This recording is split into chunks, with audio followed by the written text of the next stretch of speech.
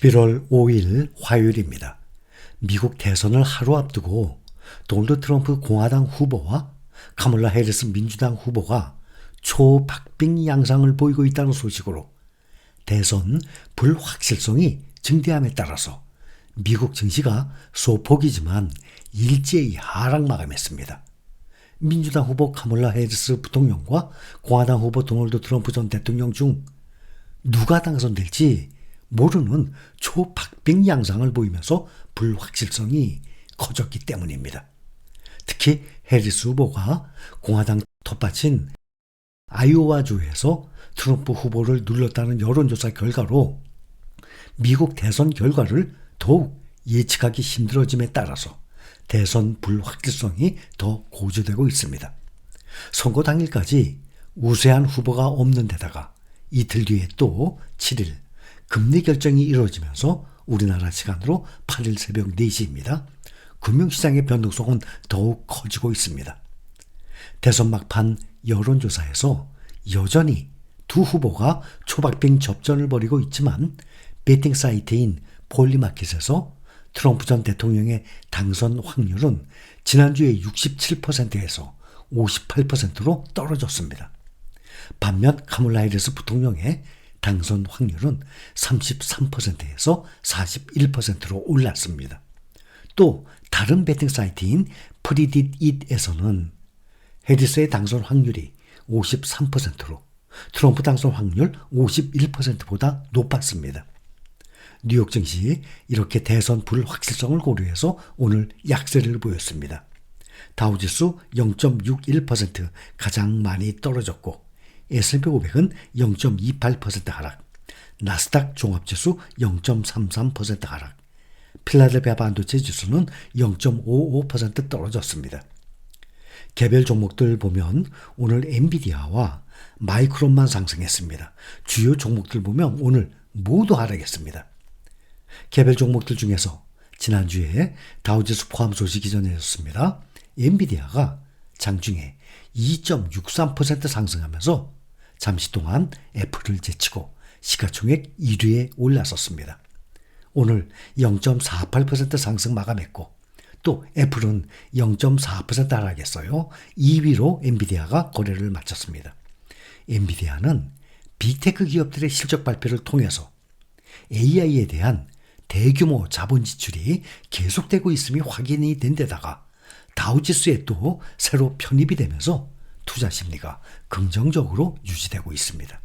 현재 엔비디아 시총이 3조 3,370억 달러, 애플 시가총액은 3조 3,560억 달러, 엔비디아와 애플의 시총 격차가 190억 달러로 좁혀진 것입니다.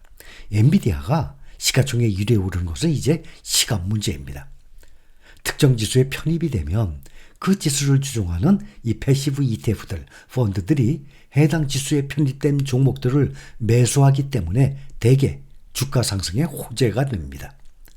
반면에 애플은 시장 상황이 불리해지고 있습니다. 특히 투자의 대가, 오마의 현인 워런 버핏의 버크셔 해수회의가 계속해서 애플 주식을 매도하고 있습니다.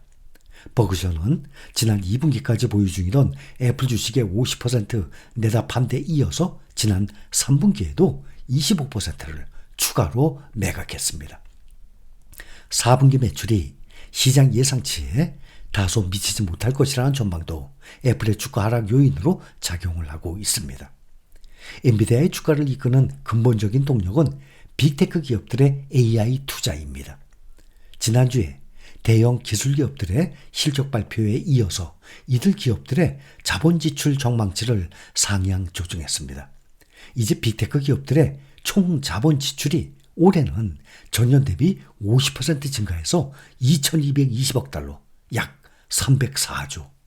내년에는 또 20% 더 늘어서 2,670억 달러, 약 366조가 될 것으로 전망합니다. 엔비디아는 올해 데이터 센터용 GPU 공급을 크게 확대한 이후에도 수요가 계속해서 공급을 초과하고 있다고 밝혔습니다. 엔비디아 경영진은 또 차세대 GPU인 블랙웰에 대해서 앞으로 12개월 물량이 다 예약됐다고 설명한 바가 있습니다. 반면 다우지수에서 엔비디아의 자리를 내준 인텔은 오늘 3% 가까이 떨어졌습니다.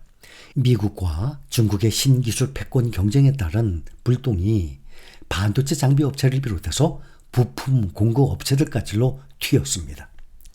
세계적인 반도체 장비 업체들이 공급 업체에 중국산 부품 배제를 요구하고 나섰기 때문입니다.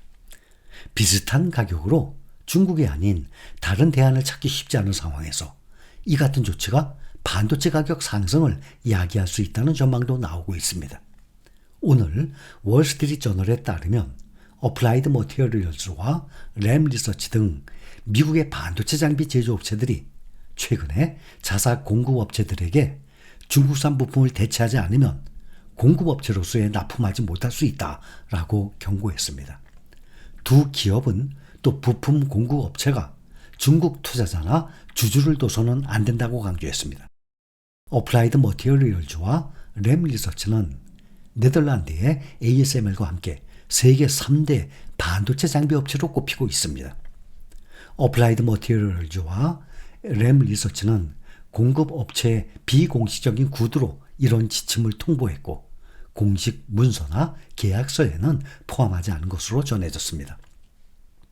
반도체 장비 업체들의 이 같은 조치가 미국 정부가 최첨단 반도체 및 반도체 제조 장비 등의 민감한 차세대 기술에 대해서 대중국 규제를 강화하고 있는 데 따른 것으로 풀이가 됩니다.